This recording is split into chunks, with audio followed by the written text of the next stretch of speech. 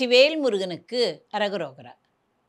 பத்திரிகை.com நேயர்களுக்கு எனது அன்பான வணக்கத்தை முதலில் தெரிவித்துக் கொள்கிறேன். இன்று நாம் பழனிக்கு போகப் போகிறோம்.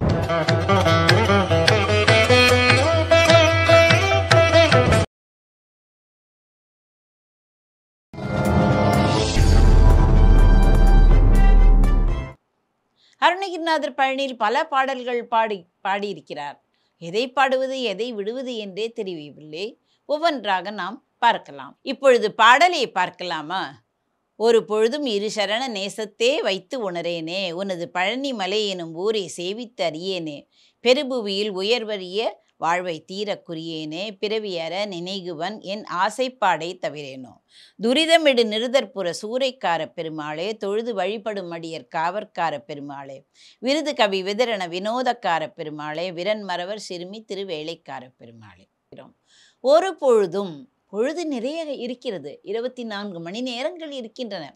ஆனால் ஒரு பொழுதாவது உன்னுடைய முருகா, உன்னுடைய இரு சரணங்கள் இருக்கிறது, இரு தாள்கள் இருக்கிறது, அதை எப்பொழுதாவது நான் நினைத்தேனோ, இரு சரண நேசத்தே வைத்து உணரேனே. நேசத்தே என்றால் என்ன? என்னுடைய அன்பை, உள்ளத்திலிருந்து மெய் அன்பை, உள்ளத்திலிருந்து வரும் அன்பை, அந்த மெய்யுணர்வு, அந்த அன்பை உன்னுடைய சரணங்களில் வைத்து நான் மெய்யுணர்வை பெறவில்லை. உனது பழனிமலை எனும் ஊரை சேவித்து அறியேனே. உனது பழனிமலை எனும் ஊர், பழனி என்பது என்ன? அது ஒரு மலை. இருந்தாலும் அது ஊருக்கே பெருமை அளிக்கிறது. அதனால் ஊரே பழனி என்று ஆயிற்று. பழனிமலை, அந்த பழனிமலை ஊரை நான் சேவித்து அறியேனே என்று கூறுகிறார். சரண கமலாலயத்தில் அரை நிமிட நேரமட்டில் தவமுறை தியானம் வைக்க அறியாதே என்று ஒரு பாடலில் கூறியிருக்கிறார்.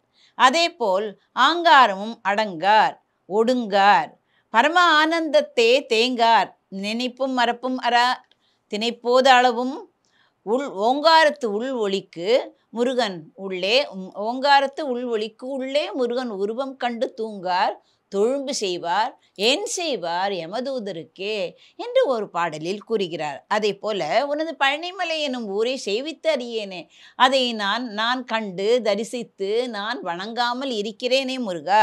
இந்த பெருபுவியில் உயர்வு அறிய வாழ்வை தீரக்குரியேனே என்று கூறுகிறார். இந்த பெருபுவி இருக்கிறதே, அதாவது பெருமை வாய்ந்த புவி, இதில் நான் பிறந்து விட்டேன். பெறுதற்கரிய பிறவியை பெற்றும் நின் சிற்றடியை குறுகி பணிய கற்கின்றேன் என்று கூறுகிறார். இந்த புவியில் என்னுடைய அரிய வாழ்வு இருக்கிறதே, உயர்வான அந்த அரிதாகிய வாழ்வை ஒழிக்குமாறு நான் குறிக்கவே இல்லை. ஒழிக்க வேண்டும் என்று நான் நினைக்கவும் இல்லை, குறிக்கவும் இல்லை. இத்தகைய அடியேன் பிறவி அற நினைகுவன். என்னுடைய பிறவி அலை அலையாக வருகிறது அல்லவா, அந்த பிறவியை அப்படியே நான் அற்று போக வேண்டும் என்று நினைக்கிறேன் முருகா. அதனால் என் ஆசைப்பாடை தவிரேனோ. எனக்கு எவ்வளவு ஆசைகள் இருக்கிறது. இந்த ஆசைகள் தான் வினைகள் என்று கூறலாம். இந்த ஆசையினால் தான் பிறவிகள் வந்து கொண்டே இருக்கின்றன. அதனால் என்னுடைய ஆசா பாசத்தை நீதான் ஒழிக்க வேண்டும் என்று கூறுகிறார். பிறவி அலையாற்றினில் புகுதாதே என்று ஒரு பாடலில் கூடுவார். இந்த ஆசை என்ன செய்கிறது?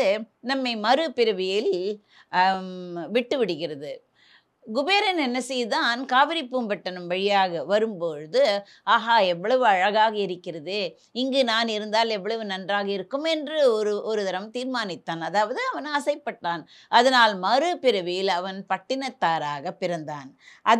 அதே போல சுந்தரர் இருக்கிறாரே, அவர் அங்கு சுந்தரர் என்ன செய்தார்?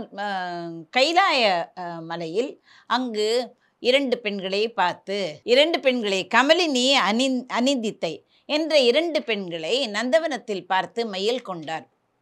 திருமணம் செய்ய வேண்டும் என்று நினைத்தார். ஆனால் அது தேவ உலகத்தில் நடக்காது என்று அவர்கள் யாவரும் பூமிக்கு வந்தார்கள்.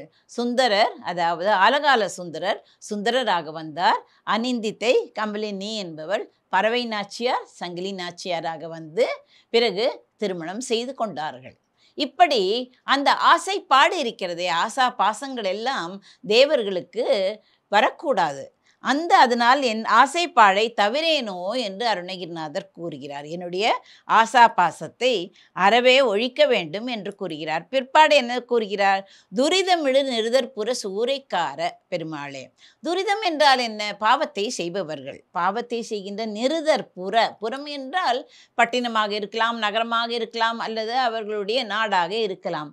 அந்த நிருதர் என்றால் அசுரர்களுடைய நகரத்தை சூறைக்கார பெருமாளே, அவருடைய ஆவியையும் அந்த நாடு, அவர்கள் சொத்து எல்லாவற்றையும் சூறாவளி போல் சூறை கொண்டானாம். சூறை கொண்டான் என்றால் என்ன? அழித்தான் என்ற பொருள்படுகிறது. தொழுது வழிபடும் அடியர் காவற்கார பெருமாளே. யார் யார் அவனை தொழுகிறார்களோ அவர்களே கட்டாயம் அவன் காப்பான். குணசீலன் என்று ஒரு புலவர் இருந்தார். புலவர் பெருமான் அவர் முருகனிடம் பக்தி பூண்டியிருந்தார். அவர் திருச்செங்கோட்டில் இருந்தார்.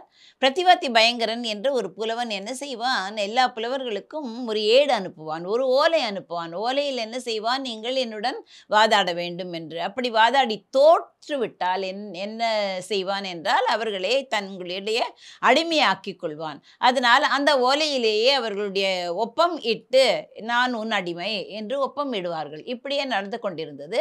ஒரு சமயம் இவருக்கும் குணசீலனுக்கும் அந்த ஓலை வந்தது. உடனே பயந்து விட்டார். ஏனென்றால் இந்த பிரதிவாதி பயங்கரன் இருக்கிறானே, பயங்கரமானவன், அவன் எல்லோரையும் துன்புறுத்துவான். அதனால் என்ன செய்வது என்று தெரியாமல் கோவிலிலேயே அவர் தூங்கிவிட்டார். உடனே என்ன செய்வது முருகா, நீதான் காப்பாற்ற வேண்டும் என்று. அப்பொழுது முருகன் இடையனாக வந்தான். அந்த சமயம் பிரதிவாதி பயங்கரன் நடந்து வந்து கொண்டிருந்தார் அந்த திருச்செங்கோட்டு மலை பக்கம். திருச்செங்கோட்டு மலையை பார்த்து, இது என்னடா திருச்செங்கோடு என்றால் உங்களுக்கு எல்லாமே தெரியுமே, பாம்பு உருவம் எடுத்த அந்த படுத்து கிடப்பது போல் இருக்கும் அந்த மலை.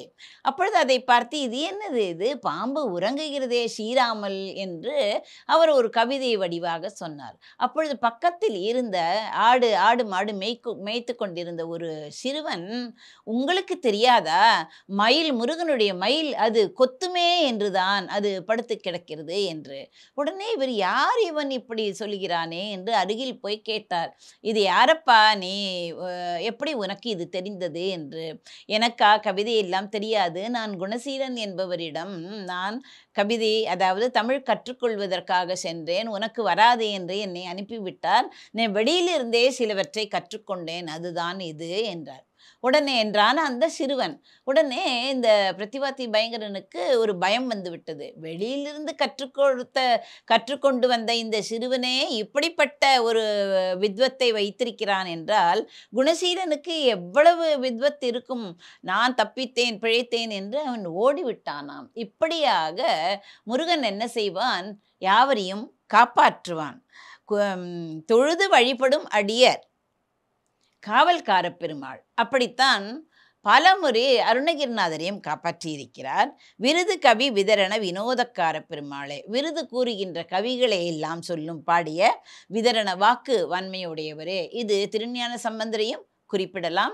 அல்லது முருகனும் நிறைய தமிழ் கடவுள் அல்லவா, தமிழில் மேம்பட்டு இருக்கிறான். இது திருஞான சம்பந்தரை குறிக்கிறது என்றுதான் நாம் அறிவோம். வினோதக்கார பெருமாள். வினோதக்கார பெருமாள் என்றால் பல திருவிளையாடல்களை அவன் செய்திருக்கிறான். உல்லாச நிராகுல யோக இத சல்லாப வினோதனும் நீயலையோ என்று அருணகிரிநாதர் கூறியிருக்கிறார்.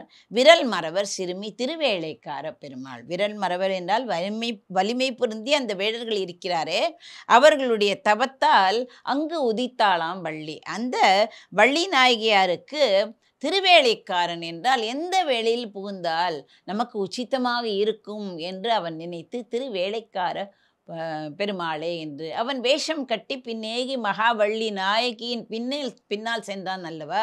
எப்பொழுது அவள் தனித்திருப்பாள், எந்த வேளை உச்சிதமாக இருக்கும் என்று இப்படியாக அவன் முருகன் அவளுக்காக ஏங்கி நின்றான். திருவேளைக்கார பெருமாளே என்று முடிக்கிறார். திருவேளைக்கார பெருமாள் என்ற திருவேளைக்காரன் வகுப்பு என்றே அவர் ஒரு பகுதி கூறியிருக்கிறார். ஆன பயபக்தி என்று தொடங்கும். அதில் அவன் எந்தெந்த வேளைக்கு எவ்வாறு வருகிறான் முருகன் என்று நிறைய சொல்லியிருக்கிறார். இப்படியாக முருகனின் பெருமைகளும் அவன் எப்படி தன்னுடைய அடியார்களை அவன் காப்பாற்றுவான் என்றும் இந்த பாடலில் நன்கு தெரிகிறது. நாமும் முருகனை வேண்டினால், நாமும் துன்பத்தில் இருந்தால் அவன் வந்து காப்பாற்றுவான் என்று ஒரு நம்பிக்கையை நாம் வைக்க வேண்டும். முருகனை நாமும் வணங்குவோம், திருப்புகழ் பாடுவோம். நன்றி, வணக்கம்.